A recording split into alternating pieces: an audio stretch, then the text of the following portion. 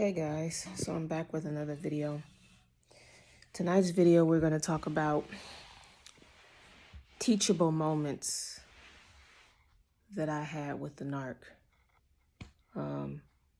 Teachable moments as in I can remember some discussions I had with the narc, arguments I had with the narc, and when I reminisce on some of the arguments and reminisce on some of the conversations I had with the narc, thinking back on it, some of those arguments and some of those conversations actually taught me something about him.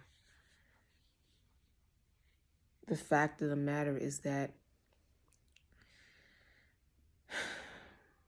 well, before I even get into the conversation, let me go ahead by saying hi, hello.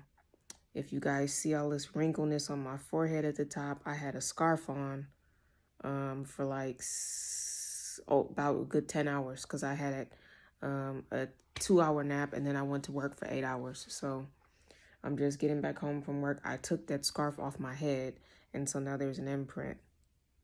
I know it looks kind of weird. And I am hungry for a snack. I just heated up some chicken wings I got from BJ's. Oh, I love BJ's, y'all.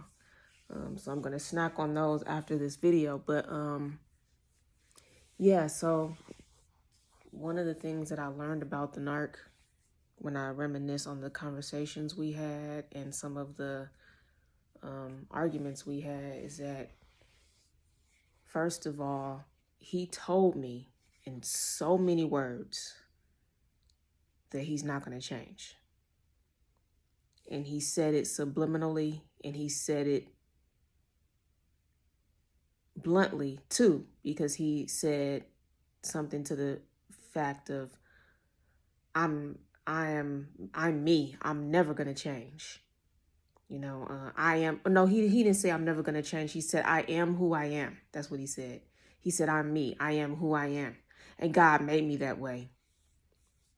First of all, God did not make you to be evil. Second of all the evil choices that you choose to make is your choice. God did not make you to make those evil choices. All the evil that you're doing is solely your choice. God did not tell you to go out there and do evil. So let's get that straight. Because see, all these narcissists believe that, oh, they are the way that they are because God made them that way. First of all, you lying on God. We already know that they lie on us, right? But now they lying on God. Talking about God made them this way. No, you chose to be this way. And you chose to give these demons authority to take over your life. And you chose to do evil. You chose to retaliate. You chose to be bitter. You chose to be jealous of people. You chose to hurt people. God did not make you to be evil. You chose to be evil. So that's the first thing is that's what he was saying that I don't agree with, and I'm sure all of you don't can agree with me that no, God don't make you to be that way. No, they choose to be this way. But yet in so many words and subliminally, he told me that he was not going to change, basically. That he is who he is, and that's just what it is. But I had it made up in the back of my mind that I was going to be patient and give him time to make adjustments. But he made false, empty promises that he never kept, and he was continuing to waste my time. And I was continuing to give him chances and give him time to correct himself, but he would never do it. Some of the arguments I had with him taught me that all he wanted to do was make me miserable. All he wanted to do was make me sad. And he seemed to get off on seeing me hurt, seeing me sad, seeing me cry, seeing me frustrated, seeing me in any kind of negative state. And he did this on a regular. So I don't know if narcissists, they get addicted to seeing people suffer, or if it does something to them mentally where they get addicted, like it's a drug, to see people hurt, to see people suffer. I don't know if it's some kind of psychological disorder, but he always made it his business to make me angry, sad, upset, frustrated. He always made it his business to say things that made me feel down and low about myself. He made it his business to criticize me on a regular. And he made it his business, and he made it a habit of starting and creating arguments out of nowhere and out of nothing. I remember one night we were dropping off our children to their grandmothers from his house, and this was during it was either during Christmas or New Year's. I forget which one it was. But I knew I was down there to see my children for New Year's and for Christmas.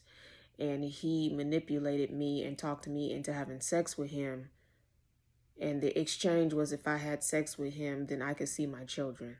So basically, he was already manipulating me even then. And this happened like literally three months ago. Because it's what now, April? It's the beginning of April. So I want to say roughly 4 months ago this happened. And we were dropping the children off from his house to his mother's house, because he makes it a thing to drop my children off at his mother's house, because he don't want to take care of the responsibility that comes along with my children. And because whatever it is he don't want to do or can't do, he just has his mother do it for him. So that's why he always drops my children off at his mother's house. So anyway, we were dropping the children off to his mom's from his place. And his niece and her girlfriend were sitting in the driveway in the car. But I didn't know that they were in that vehicle in the driveway, because they didn't have no lights on. They didn't say hi to us or say anything or signal that they were in the car. I thought the car that was in that driveway was an empty vehicle. I didn't know anybody was in it. They had the lights off and everything. They wasn't getting out to say hi or nothing. So I thought it was just an empty vehicle. And just as I was backing out of the driveway to go back to his house, his niece and her girlfriend, all of a sudden, they flagged me down. They flashed me down with their lights, like as if my lights was blinding them, or as if my lights were too bright in their face or whatever. But my thing is, why did they wait until I was already backing out of the driveway to flash me? You understand? Like that to me was petty, immature, and like pointless. I was already backing out of the driveway, so what was the point of y'all flashing me with your lights? If I was so much bothering y'all with the lights, y'all should have flashed me the moment I pulled up, but they didn't do that. And I sat in that driveway for at least 3 minutes, three to maybe 4 minutes, and they didn't do nothing. But the moment I started backing out, like literally right when I started backing out of that driveway to leave, that's when they flashed me with their lights. So he's all like, you need to turn your lights off, dude. You blinding them. And I said, I'm not even worried about that petty stuff that they're doing, because all they're doing is trying to start something and create a problem. So I'm not studying them. They kids. I'm a grown woman and they kids. So I'm not going to let these kids get to me. That's what I said. I don't care about them flashing their lights. That's petty. That's being petty. That's what I said, right? And then the my narcissistic husband, he goes, you wouldn't want nobody flashing no light in your face, so don't do it to them. Like basically defending them for no reason. Like he knew what he was doing. He was trying to make me feel low and make me feel small. And he used the fact that they were being petty to his advantage, to have a reason to argue with me, or to have a reason to talk down on me, or to have a reason to make me feel small or low. And this is something he did on a regular. He would always say things to me to make me feel small, to make me feel low, to make me um, feel beneath him, or, or to make me angry, or to make me feel dumbfounded, or whatever. He always made it a habit and on the regular to do those things to me. And he used that one opportunity to do it. And so on the drive back to his house, he knows I'm angry, right? And instead of saying he apologized, he rubs his hand on my lap while I'm driving, and I take his hand and I move it away because I'm still pissed off. And he knows I'm still pissed off. So he on purpose likes to juggle my feelings around, and he likes to get me in a pissy mood, and then he likes to try to soften it away by using sexual activity, or fondling me, or seducing me. He'll seduce me or fondle me to try to to get my feelings to be pushed in a direction of no longer being mad at him anymore. So that way he's not held accountable for talking foul to me, or that way he's not held accountable for being wrong. He did this on the regular. So that's another thing, is he would always do things like that so that he was never held accountable. He let me know many times that he was not going to change in this subliminal way, or in an indirect way. He always made sure that he was not held accountable by seducing me all the time. And then he would always go behind my back and tell his mother and sister false information about me, or false things about me. And that's how I knew. Now, when I think about it, that's why his mother and sister, especially his mother, was mad at me for no apparent reason. I would just be trying to figure out, why is she giving me this devilish look just out of nowhere, just for no reason. And it now makes sense why she gave me devilish looks just out of nowhere and for no apparent reason, because he was telling her things about me that was untrue. He was telling her lies about me, and she was probably believing the lies. So the narcissist, what he or she will do is they will manipulate situations to go in their favor, to go the way that they want it to go in their direction, or to benefit them. And they're good at making you look like the monster. They're good at making themselves look like the victims. And they're good at doing you wrong and then figuring out some kind of way to not be held accountable. And they will tell you in so many ways, especially subliminally, that they are not going to change, and they are who they are, and they are how they are. Now, at the time that I was going through this, I wasn't thinking of it that way. But now that I have all of this time to just sit and reflect and think about things, I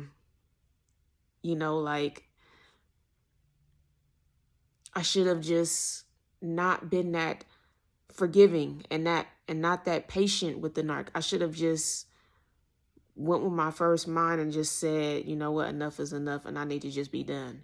But what I wanted to do out of the kindness of my heart was give him chances and give him time and opportunity to make the adjustments that he claimed that he was going to make. But he never made them. He never made the changes or adjustments. He never did better. And all I was really doing was waiting on him to make the improvements. I was waiting on him to do better, but all he was doing was wasting my time. And he knew he wasn't going to make those adjustments or changes, and he was just wasting my time on purpose. Maybe he wanted to keep getting more money out of me. Maybe he wanted me to get him a new phone. Maybe he wanted to keep getting sex from me, because that's what he always asked me for on a regular. Maybe he wanted me to pay one of his bills, right, I say maybe a good 4 to 5 months after I moved into my place. And this was right before Christmas. So it had to be around November. It was actually during Thanksgiving, the hot Thanksgiving season. He was trying his best to talk me into moving in with him and giving up my place. He told me that I needed to give up my place and pay the apartments and buy them out and move in with him. And he was trying to find all of these like reasons for why it would benefit me to move in with him. And when I think about it, me moving in with him would put me in a position to what? Either pay all his bills or help him pay the bills. Because what was our norm is I paid the bills while he sat around on his butt and did nothing. So maybe he was trying to get things to be back to the way that they was, which was me paying all the bills while he sat around and did nothing. So he was probably going to take his new job's money that he was getting from the new job and probably spend it on weed and his habits and do his thing, while I took my money that I worked for from a job and pay all his bills. And I think that's how he wanted it. He wanted the things to go back to the way that they was. Except the only difference was he never worked. This time he actually has a job finally, but he only got the job. See, here's the kicker, y'all. The only reason why he got a job now is because he was trying to make me look bad in court so that he could try to get custody of my children. He was trying to fight me in court for custody of my children. And the only reason why he got a job was to try to make me look bad in court.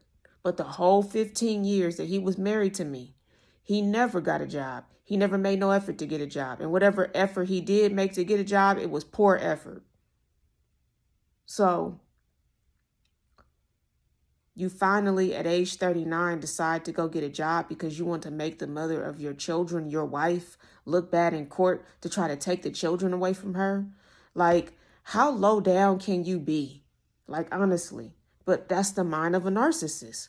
They will do these things to you. They will try to destroy you, your character. They will try to undercut you. They will throw you under the bus. And they won't make no efforts to do nothing unless they're in a position where they're forced to do it. And they're always in competition with you. That's why he waited until he was in a custody battle with me to finally make an effort to go get a job. It's because he's in competition with me. And I didn't know these things. I did not know that my spouse and his mother were in competition with me. But after having time to myself to reflect on things, I realized that him and his mother was in competition with me for like the last, maybe I want to say 7 years. They've been competing with me. So out of this 15-year marriage, they've been competing with me for the last 7 to 8 years. And the person who was competing with me first was my mother-in-law with her sick, twisted mind. And then my husband jumped on board sometime later. But yeah, like they compete with you for reasons that don't make no sense. And they're jealous of you for reasons that don't make no sense. When they don't have to be jealous of you, all they have to do is work with you. God would have blessed this family and would have blessed my husband and would have blessed his mother if they had just worked with me. But instead, they wanted to be jealous of me and compete with me. Like, for the life of me, I don't understand. I guess when you're miserable and unhappy, the only thing that you have going on to make your life interesting or to entertain your demons is to be jealous of people and then create a silent competition with them. And then try to figure out a way to make yourself seem up high and make the person that you're competing with seem like beneath you and down low. Like, it's a sick, twisted way of thinking. But yes, I learned that the narcissist was telling me in so many ways that he's never going to change. So now that I have come to that realization, I'm glad that I'm living in my own place. I'm glad that I'm choosing to gray rock him. I'm glad I'm choosing the no contact. I'm glad that I'm choosing to focus on me and God and my life and work on things in my life. And I'm glad that I did not choose to move back in with him. I'm glad that I did not allow him to manipulate me into doing it, because I was very close to doing it. I was very close to listening to him and moving back in with him. I was very close to giving up my place and moving back in with him. But thank God that I would stand my ground and that I decided to stay here in my place, and I decided to tell him no.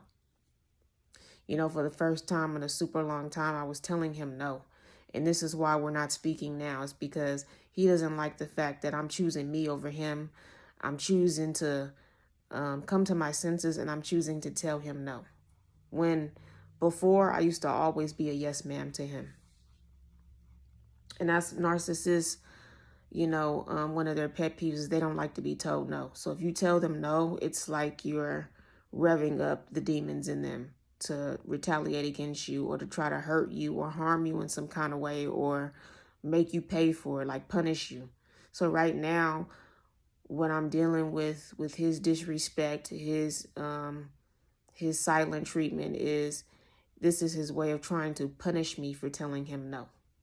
Punish him for choosing myself over him. Punish me for choosing to not move back in with him, and punish me for choosing to not be wanting, for me choosing to not wanting to be in a relationship with him.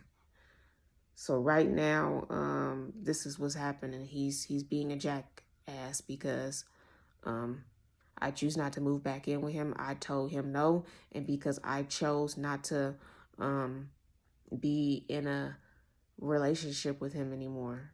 We're still legally married, but that will be dissolved once I get my things in order. But he's teed off because I told him no. And I've come to the realization that he's never going to change. So I would be wasting my time thinking that he's going to change and move back I'm tongue-tied.